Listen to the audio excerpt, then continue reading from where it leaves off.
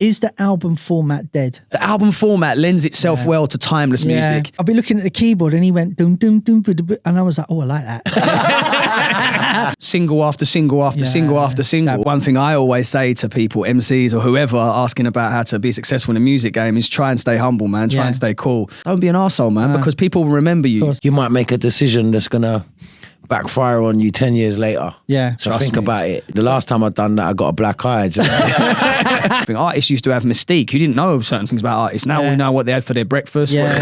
Teamwork makes the dream work, innit? At the end of the day, the more people get together and then creative minds get together, great things happen. You know, use the word bro or mate and say, you know, like, I see what you're saying. You're shit, bro. SaSaSaS show. Best of the best of the best with the very fresh flow. You know, albums. The whole format of an album, like 12 tracks, 14 tracks. The whole format of an album do you think the album format, thinking about how we are now in music, is the album format dead?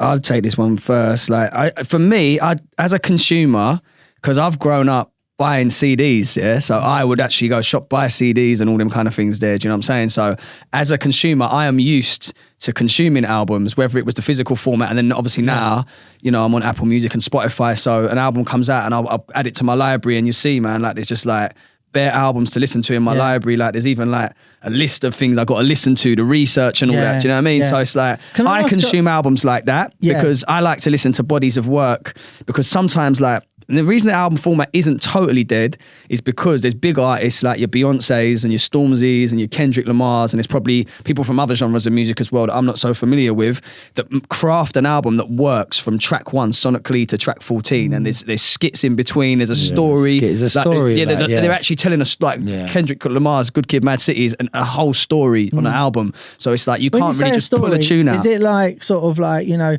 one day I woke up, I'm being very sort of layman's here, like one day I woke not up, as simple as that, and then the next out I made a cup of tea. Kind of is it visualize what they're talking about, and they take you on a journey with their music? Is that right? Like exactly that. So you listen and kind of what I get the picture of when I listen to albums and things like that is your mind takes you where you want to go.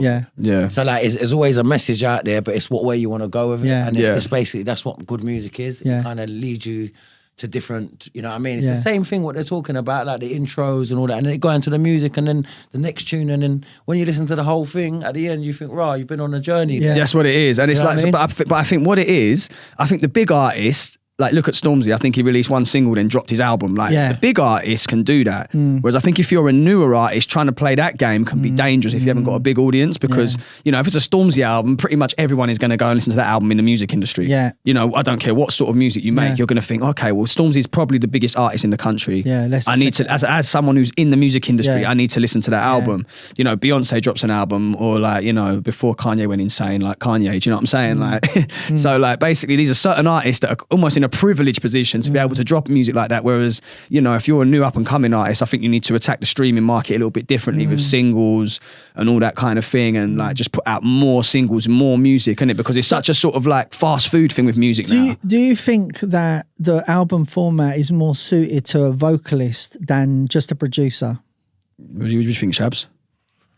Because if you think about it, like I done an album, but I done an album in I think it was like 2019 or 2020. The reason I did it was I was basically celebrating 3 generations. So there's a story to your album. That's why. Okay, this is what I'm saying. There's a marketing angle to your album of why you're doing it. Right. Producer will look at it different than a vocalist. You know what I mean? But they're probably on the same page. Like there's, you know, they want to tell their story in their own way. And I think a producer, like when I went to America back in the day, I realized that some of these guys, these producers, and these, like, especially in the rock music, like, I'm switching to that because people play guitars and they play drums and whatever, and they get big money for that shit. And, you would never think that. You just think, session musicians. Yeah, session musicians. Yeah, they come in and they're the top in their trade. They'll come in and bust the wickedest licks on the keyboard. Or whatever. They hire a drummer, they hire a bass player. And these guys are multi-billionaires, bruv, millionaires. And you think, right, how, like, I've never seen my man before, but they're working musicians, isn't it? They're just as big as everyone else. Like the lead singers, the main everyone's looking at. Or whatever, but the actual guys that are playing the bass this and this and that. They're just as good, bro. Yeah. And the people recognize them. And when I went to Japan, I realized all that shit there. It's music and there's different elements, different to it. components. Yeah, different components. And some of these guys that are going on stage just drumming and all that. You got the world. You look at their yards and what they've bought out. Well, this is the thing, Shabs, isn't it? They don't only get their session fee. Yeah. Where they'll come in and say play keys or whatever, and then say a big producer like Quincy Jones or whoever then would then put the whole thing together. That's what a producer's role used to be. Now a producer sort of makes beats. Yeah. In that sense, back in the day, the producer would orchestrate everything, work with different session musicians, and then they take it on the road. Yeah. So then those guys that played would then hopefully be taken out on the tour and get that tour money as well. Of course, that's where the money is at. But Yeah. they do these things, but their royalties and all that in America. That's when I realised, right, this music business is not a joke. Yeah. Like every little nook and cranny. Yeah. They've got covered. Do you know what I mean? Yeah. And that's when I learned. I said, right, like it's the same. Like now with us, we're just produce. Like Shot says, producers just get in there, just make beats on the thing. Would you what I'm trying to sort of get at is, would it be easier to release, say, if you have a 10-track album, would it be better to release 10 singles that you can promote each one? Beneficial for us more now. Yeah. Than if you're independent. Yeah. Than being with a record Because what label. I found from doing the album is there was like a few tracks that really blew, like, millions of plays. And then there was a couple that were more underground that didn't get nowhere near. Do you think they got lost in the album? I think so, I mean? Probably. Is it a case of because they were later in the album? Yeah. Like, do you know when someone presses play on an album? I mean, I can't remember the last time I've pressed play on an album and listened to the whole hour. See, I do it all the time. Yeah, I did it on the way up here. You go in the gym for an hour. But even no when one else does that. No one else does that. They do. Even when I'm traveling though, even when I'm traveling today, I listen to a whole album. Yeah. Do you know what I mean? But what I do now is I do use the new things as well, because what I do now, because I listen to so much music, I'll be like, what I do is, this is mad, bro. I listen to my album on Apple Music, but then I create my playlist on Spotify. Okay. So like, if I say there's 3 tunes I really like off an album, I'll then throw them onto my playlist, and then I'll listen to those tunes more and more, right. because these days there's so much music coming out. Yeah. It's like you rarely go back to an album and listen to it twice. Yeah. Whereas back in the day, you used to rinse albums. But this is what I was going to say. Over and over again. So you find your 1 or 2 favorite songs on the album, and then you just literally listen to them on repeat. That's what I was going to say. So what I'm saying is like like if we think about one of my favorite albums of all time was the Dr. Dre one, 2001. Yeah. And what it is like the things like things just ain't the same for Fantos. Yeah, I told you he wants to be an MC. I got my own lyrics. But anyway, it's funny because even as like a drum and bass jungle rave guy, that song actually relates, because he talks about, I've seen them come, I've watched them go. And I've seen so many people come into this industry, and so many people leave the industry because like whether they've fallen in love or they've not made it and they got disgruntled or whatever. Yeah. So that song meant so much to me, do you know what I mean? But the thing is again, with that album, it's one of my favorite all-time albums. Yeah. But there's probably like 3 or 4 songs that I will go back to. Yeah. But the others, I won't go. I don't dislike them. If they come on, I wouldn't skip them. But Again, no, it's all because of technology. Yeah. Back in the day, to press up single after single after single after single, that'd be long. it's a lot of money. Like mastering each tune, manufacturing it. Like, you know what I mean? You could be. Do you know what I'm saying? It's a different cost. Now you can do a tune in your bedroom, throw it up online, and next week put another one up. Do you think it's the technology that's allowed a different way to market? Do you think that ability to do that has killed the quality of music that's been put out? It can do, because it's so easy to like, before you had to go through a few hoops. You had to get like, for instance, if you're talking the old fashioned way, you create a buzz as an artist, hopefully an A&R man signs you to a record label, then you get an advance to go and do your album.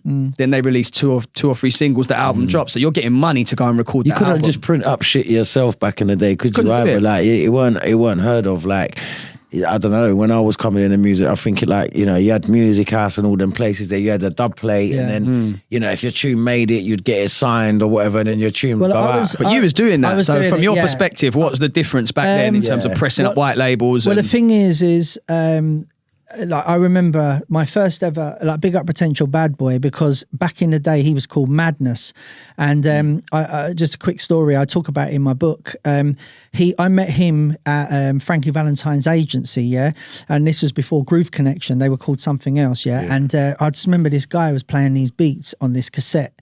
And the cassette was up there, and I was like, mate, who's done this? And he's like, I did. And I was like, you putting it out? And he's like, oh, no, I don't know what I'm going to do with it. And I was like, mate, I want to make a tune. Can I come in the studio with you? He went, yeah, 80 quid. I went to the studio and I was like, bruv, look, I've brought some samples, but I didn't really know what I was doing. And when you say bought samples, was you bringing like records of things? Records. Oh, wow. Yeah, and then whacking them in the system and looping them up and all that. Records and like... Not even discs? No, records. This Wow, is back in the day. And then like, you know, what it is he'd be like, you know, like I'd go, I'd be looking at the keyboard and he went, doom, doom, doom, and I was like, oh, I like that. And then so what it is like, he done it and then I was like, can we change this? And, you know, I didn't know what the hell I was doing. I was proper winging it. Anyway, what it was, like I had that, I basically borrowed money to put it out. And then what I did was, I released my first record. It was actually the same record, both sides, but just a little slightly different mix. Yeah. So, and then what I did is it cost me £1,000 to do. I sold them all straight away. I got £2,000 back. So instead of taking that money and spending it, I went and I made 2 records. You reinvested, didn't you? Yeah. And then what I did is I got them 2 records and I sold them to the distro, sold 1,000 of each, and then I got £4,000 back. And I was like, right, made 4 records. And that's how I started the whole thing. Yeah. There was one time, I'll never forget, in 1992, I used to print with a company called Damon Audio in Hayes, and they called me in. And they went, we need to talk to you. This is around December time. And they went, we want to talk. And I thought, oh God, what have I done? And they went, have a look at that screen. And this is the God's honest truth, yeah? On the screen was like EMI, like Chrysalis, Sony Music, Black Fantasy. I was the 5th on the list. And I was like, oh, what's that? And he said, you've pressed more vinyl in this calendar year. Like these are the only 4 labels that have pressed more vinyl. And I was like, what? And they went, we offer you full credit facilities. That's the worst thing they should have done.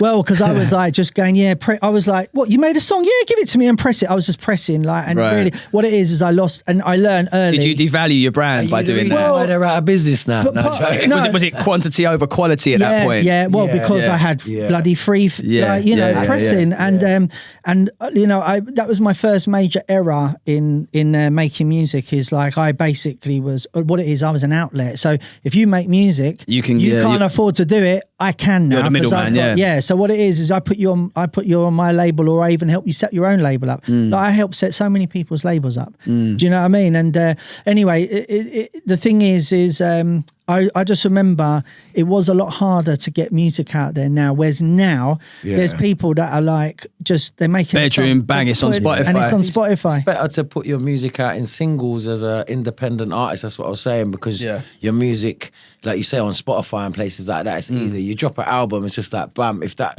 then that's it. You've dropped the album. Yeah. But if with singles, it's a build up, and you're out there more. Yeah, that's exactly it. I think what it is, you're more active, isn't it? You're more active. And you've got more, and you're drawing the story out. Yeah. Do you know what I mean? Rather than doing your load on one like you haven't got that journey. It don't feel like you got that journey, like when you said that body of work. Yeah. Like if you put out the 10 singles. Yeah. But to you have like, you know, you still put that work in or whatever, but it could be formatted different and like tell a little bit of a story, like a girl in between. But I think the album still has its place, man. It's just changed, isn't it? The way you can approach it. And I think just dropping a whole body of work in one go isn't going to work for most artists now. Yeah. Depends how much music you're putting out as well. It does. It depends on the work rate, man. The work rate, also, as well, I think the thing is some records just can't be released as a single, but you love the song. Yeah. So if you think about, like, say on your album, your last one, Only Ones, like that was a personal thing for like your wife and your child, and like what it is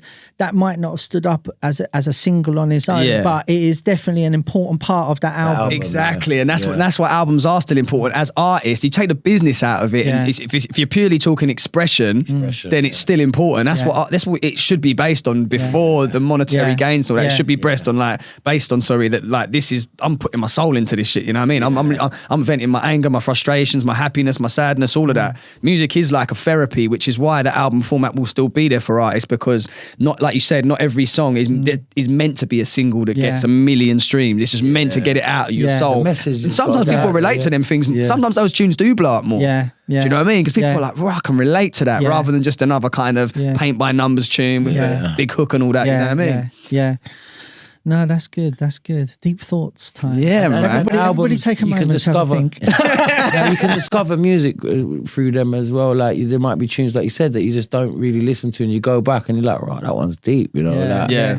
And once you listen to the album again, do you know what I mean? Yeah. So there's been, It's some albums just like, some albums stand the test of time as an album, man. Like me and Wiser went to Bristol on Friday. On the way back, we just blazed the old Eminem album, the first one. For real. And I ain't heard that for years. Yeah. And that was him at his best, man. Do you know what I mean? And this is like sick. 20 years on. Yeah, yeah. And we were just vibing the whole way back off this album. Do you know what I'm saying? There's certain classic albums over the years you can still do that with, man. Probably in so many genres. Yeah. You look at Thriller, Michael Jackson, man. Yeah. Look at the bangers on there. Like the tunes are timeless. You get me? I know, it's mad. Absolutely timeless. I'll tell you who else is from back in the day. At the time, I wasn't like a massive fan, but listening back now, George Michael, some of his music tunes, is honestly got tunes, production levels, and the actual songs, and you're just like Amy Winehouse. She was you can definitely. That's what I'm saying. Timeless music. Yeah, the album format lends itself well to timeless music. Yeah. If you're riding what we spoke about before, wave, an album of wave music could be. It's microwave music. It works at the time, so you're better off dropping singles. Yeah. If you're trying to create something that's like Lasting. set in stone, like I like,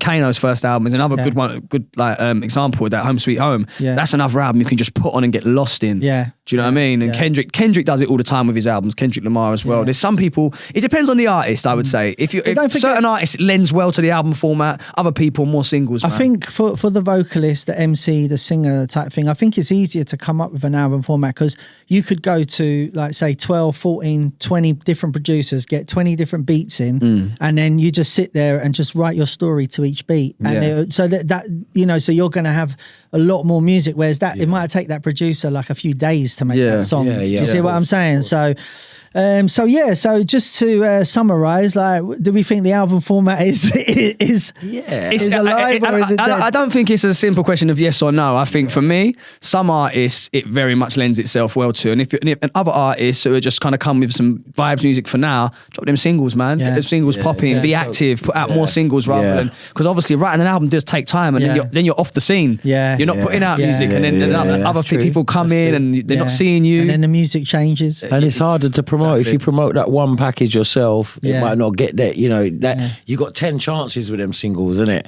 One of them might bust, and then everyone goes back and listens to everything else. But then you put out that album and it don't do well, then you're just like, oh, it's just out there. You know what I mean? So there's ways of different ways of looking at it. Yeah, it's a difficult one. Like Shot says, it's more for the bigger artists then, because just drop an album and people buy into that more. Because they've got such a big audience as well that they just got there's people who've got such like dedicated fan bases, isn't it? Like they love that artist thing, like, you know what I mean? And it's like Adele, people like that, when they Adele, if she just drops an album, everyone's gonna go and listen to that. Do you know what I mean? She ain't worrying in her head, oh, I'm gonna put out an album and no one ain't gonna hear it. It's not gonna reach this. You know what I mean? She ain't got to stay active. She can go. And this is what artists used to do, man. They used to record their album, tour it, then go off for like a year and a half, and then come with another album, and then go and tour that. But the format's changed, man. The technology's changed everything. Just the way social media has changed everything. Artists used to have mystique. You didn't know certain things about artists. Now we know what they had for their breakfast. What's their school uniform for their kiddies and all that. Do you know what I mean? So it's like, you know what I mean? Simple as that. Like it's changed. That sort of like, you've got so much more access to artists now. And people, and this younger generation have grown up with that. It's that Kardashian sort of generation, isn't it? Do you know what I mean? So so do you know what? So just like jumping off of that album format, what advice would you give to aspiring artists? So, you get an artist that's... Yeah, you do tell me, man, from a producer, DJ perspective. If a young DJ producer come up to you and said, I want to bust in this drum and bass game, what would you say to them? The thing is I put a post up the other day, which caused a little bit of a sort of a, some people agree and some people not. And, my advice would be, if someone says to me they want to like get into the scene, I say, I think the quickest way now is to basically make music and make music that people like. Because the thing is like the old format where, I came in as a DJ, that's not necessarily the route these days. Do you know what I mean? Because there's very few DJs that blow. So if we talk about even like, I think Andy C was, he's obviously a person that was a DJ first and then made music. I was a DJ first, made music. Hype was a DJ first, then made music, and then. But you're all roughly of the same kind of. Yeah, that's what I'm saying, from that generation. Yeah. But now the thing is like, say, well, the new artists, what they're doing is how they're getting on our radar is not because they had a wicked set. It's because like they're making like good music. I mean, I can think of someone was put on my radar from their wicked sets, but it was during lockdown when you were more focused on stuff. Watching like, streams and stuff. It was like Cara, Crossy, that generation. But they do make beats, don't they? They are now making beats. Well, Crossy is making beats. Like, you know what I mean? Cara makes tunes, right? She's making tunes, But what I'm saying is that's not how we found out about them, through making music. Right. Okay. But what's going to take them, but most of, like, see Goddard, how I heard about Goddard was when I heard his song. And then I found out about him, like, absolutely lovely guy, like chatted with him. He's just so humble, which is like a beautiful thing in this day and age. Like, to see that and being so successful and still being so grounded. Just to divert a little bit, one thing I always say to people, MCs or whoever, asking about how to be successful in the music game is try and stay humble, man. Try and stay cool. Build relationships with people. Don't get too gassed and think you're a superstar. Do you know what I mean? Even if you are that superstar who's killing it and got like big tunes and you've got the wickedest streams and everything else, don't be an arsehole, man, because people will remember you. Of course they will. They'll use you while they have to. Yeah. If you're the hottest thing and they can get you for the right price, they'll put you on everything and you'll do it. But like, as soon as they start to, like, you start to go down, because there's always ups and downs as an artist, you know what I'm saying? Different ways in music and everything else. As soon as you start to go down, they will drop you. They won't want to be around you, do you know what I'm saying? Because they'll remember the times you was that arsehole, do you know what I mean? No, build bridges and don't burn them, innit? Exactly, man. Just try and be cool with people, innit? That's what I say, like, honestly, literally, just be cool with everybody. Fight your corner. You do have to fight your corner sometimes. Some people will try and take the piss. Don't let people walk all over you, but don't, choose your battles wisely, I would say, as an artist, you know what I mean? Don't war all the time, man. It's a marathon, it's not a sprint, do you know what I mean? Trust me. Some people are just on this 100-meter sprinting, and then when they run out of steam, they realize that people are just, flying by them in a marathon. Do you know what I mean? Like taking their time. Do you get what I mean? And that's what it is. Don't rush. Don't you might make a decision that's gonna backfire on you 10 years later. Yeah. So think about it. But no, it's true. I'm sure I've had a few of them where I've jumped in off the cuff and said something. But the thing is another piece of advice I give to artists is, when you would remember this from back in the day where everyone was like, nah, man, I only want real. I just keep it real around me. But what I noticed over the years is people say they want you to be real. In terms of your advice. And I think they don't really want you to be too real, because I remember telling a couple of people like what I felt was real, and don't remember, it's only my opinion, and they really took offense. And do you know what it is sometimes with that? And I'm not saying you did this, but like, sometimes it's in the delivery. It's how you say something. You could say exactly the same thing and make exactly the same point, but if you say it in a certain way, it's gonna sort of arch people's backs up. So I shouldn't have texted. I'm not saying you. I'm not saying you. I shouldn't have texted them that. I'm not saying you. I'm just saying. No, I know what you mean. Yeah, it's sometimes it's how you break it down to someone. Do you know what I mean? Not what you say, the way you say it. You could drop something really softly spoken and say, use the word bro or mate and say, I see what you're saying. You're shit, bro. No, you know what I mean? That way too bad. I'm calling the feels. Or even you can say like, I see what you're saying. I see where you're coming from. I get that, but this is how I feel about it, innit? And then they can't really take umbrage to that. You know what I mean? You know what? What I found, and I found this from working with MCs over the years, is bloody nightmare, aren't they? Well, you know what? Well, apart from that, no. The thing is MCs don't like to tell other MCs like critique. Yeah. What is that? Is that like? Is it? It's a respect thing, man. When you got so much respect for a next MC, the last thing you want to do is say, I don't really like that verse, or I don't really like that hook, or it's just.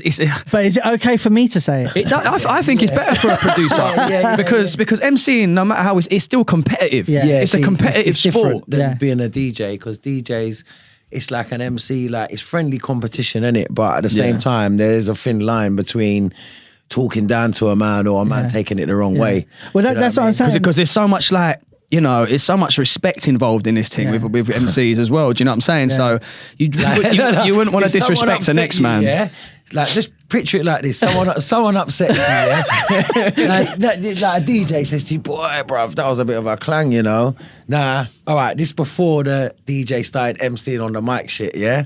So what are you gonna do? You're just gonna play 31 seconds and Dark Strange, or play a Buju Banton dub, or you know what I mean? With an MC now, we're vocal, innit? Like we could get on the mic and spit. So. Yeah. So would like, the other person go, right, is that bar about me? Yeah, it can get people. It can get like that. It can get like that. If there's like. If someone's got something in their head about you and you say a bar that you wrote 6 months ago that's just going, because what we do is we just, like a lot of MCs, we just write about the whack MC. Yeah. It's just this imaginary whack MC, you know what I mean? But like, who is he anyway? That's what we do. Can we reveal the whack MC? That's what a few of them. That's what we do, man. So it's like, you could be on stage, man, and if he thinks you've got an issue, you're saying this bar that you're directing at this imaginary whack MC, and he starts to think, oh, is he saying stuff about is he kind of going at me? That thing I told him the other day about that bar, you know, that man's coming like rare. So is that why MCs won't tell other MCs? No, like Shot says, it's a respect thing, but like he said, there's ways of saying things, isn't it? Like that you could probably break it down to a man. Like if we're working in the studio and it's a thing like that, we always got a good vibe between us. Trust me, because the good thing about SaSaSaS, and I'm saying from when it was Storming as well and Skibber, is that we could kind of in the right way say certain things. Storming used to do it sometimes, and something. I mean, say, that bar could be taken the wrong way, you know, and we'd be like, oh yeah, and we'd laugh about it. We'd laugh about it because we know in that room, we all trust each other, and no one's going to be coming on the. But sometimes you might think if it's someone outside your camp. He's hating, bro. He's hating. You know what I mean? Like, and it can make you paranoid. Like, bro, it can get techie, innit? But if there's a respect level in the room, things can be said. Do you know what I mean? And if you ain't worked with a man either, like you might work with another MC or whatever, and you're not used to the way they work or whatever, it's kind of, you have to get to know people as well before you say certain things to them. You know what I mean? And that's like anything. Yeah. Do you know what I mean? The last time I'd done that, I got a black eye. No. But don't put your hand on your shoulder and go, you're shit. I don't know. But I love you, but you're shit. But I think that can, you know, if you've got a group of individuals who have got that respect and camaraderie with each other and they know each other inside out, then someone's saying, oh, I don't really know about that hook, you know, bro. Let's try something else. That can be brought to the table to make the better tune. See, the thing is like, I always like to try. One thing I don't want to do is I don't ever want to lie to anyone, because what it is when you lie to someone, what it is you have to then think about what you've said before. Does that make sense? Like, and that's the worst thing ever is trying to like. Honesty is the best policy. Yeah, but the thing is people don't. Unfortunately, they don't want it. They don't want it. There's ways of, you know what I mean? You might want to say it this way, but you might have to just rethink the way you say it. Yeah. And just be like, you know what? I like that, but I think you could do better. Yeah. Then I don't like that, you know. I don't like the way you're saying that. Or, do you know what I mean? Or just a little thing. But it like he said, honesty is the best policy. But a lot of people do hide from the truth. Yeah, a lot of people like to live in a bubble. Yeah, which is why they don't want anything dent in that bubble, because it kind of brings up some home truths. They might know deep down, but they don't. They're happy just doing their own thing in their own world. And sometimes I think then people are best off left just doing that. Do you know what I've learned to do over the last few years is like I've try to make myself emotionally detached from the music. So if I send you to a tune and you're like, yeah, I'm not really feeling that. Yeah, you're cool with that. You're one of the producers that is cool with that. Do you know what I'm saying? I won't get. Whereas normally, what I don't, you know, unless a man really asks, I just don't. He don't reply. No, if I don't like the tune, I don't really get back. Can it? That way, I don't have to like say I don't like it. But he'll ask, like, what do you think? Oh, it's not really for me, you know, that one there. Like, you know what I'm saying? I'd rather know. But MCs are generally very emotionally attached to the bars or what they do. It's the same thing with a DJ. If you tell him you don't like his beat, he's just going to be like, fucking hell, I just spent fucking 3 weeks making that, mate. Yeah. Fuck you, then. And some people get another MC. But that's what I'm saying. You're cool with it. Some people wouldn't. Yeah. No, I don't mind, because I'll send music out to Future Bound, Calix, various people. Like I have no way. Look, give me some feedback, and I'm just like, just be honest. Like, what do you think? And it's good that I've got TC, various people like that I can throw music to, and they'll come back. They won't feel I'm not going to be like, oh, I'm not talking to you for 3 weeks. Is that why you changed your number the other day? But you were talking about my bars. It's a high pipe ting. It's a high pipe ting. But you've been working on your lyrics lately. I have. We've got a Christmas rap coming from Fantasy. Yeah. But the thing is you know, like you know, my advice just to summarize is is like sort of like be humble, like what you say. Yeah, 100%. And then you know, like be active. You know what I mean? Be active. Be up in people's. Oh, do you know what? Funny you say that, active, right? What I love about the new generation of people is how they're willing to all work together. That's wicked. That is so sick. But you know, back in the day, like you know, Ronnie Size, I love Ronnie, but Ronnie never hit me up and go, "What are you saying?" Yeah. You know, let's jump in the studio and do you see what I'm saying? People are definitely collaborating a lot more, which is great to see. Is great for our music. Like you know, you see, like you know, I've done with the younger generation. I've done tunes with like K Motions. Look at K Motions; he's absolutely like massive now. And you know, there's so you know, Crossy. I've got tunes. You see people all the time. It's like you just go down your time like, oh wow, Turner and AMC are back in the studio. Great, there's more bangers coming. Yeah, exactly. Do you know what I mean? They're just people are just willing to work like that now, which is great. It's good. It's good. It's a good thing. It's brilliant. you know, teamwork makes the dream work, innit? At the end of the day, for real. Do you know what I'm saying? And the more like the more people get together and then creative minds get together, great things happen. Do you know what I mean? Yeah. And that's the only way. Brilliant. Do you know? That is a beautiful way to end this podcast. So listen, it's been an absolute pleasure. SaSaSaS, Life and Laughter. We hope you've enjoyed it, joined in with the laugh with us, joined in with the discussions. Remember to leave your comments below. Follow us on our socials at SaSaSaSDNB everywhere across all the platforms. Don't forget, like, share, subscribe, hit that bell. And before we dust out, man, one other thing I want to say is we're thinking about getting a little special guest next time as well, innit? So put that in the comments who you'd like to see come up, catch some bants with the lads, innit? You know what I mean? Man, so that'd be good. Let us know in the comments, yeah? Peace. We're out of here. SaSaSaS, beats and bars, fresh. Don't know we're heavy. The best of the best of the best. So awesome if they're ready. Yes. SaSaSaS, beats and bars, fresh. Don't know we're heavy. The best of the best of the best. So awesome if they're ready. Yes.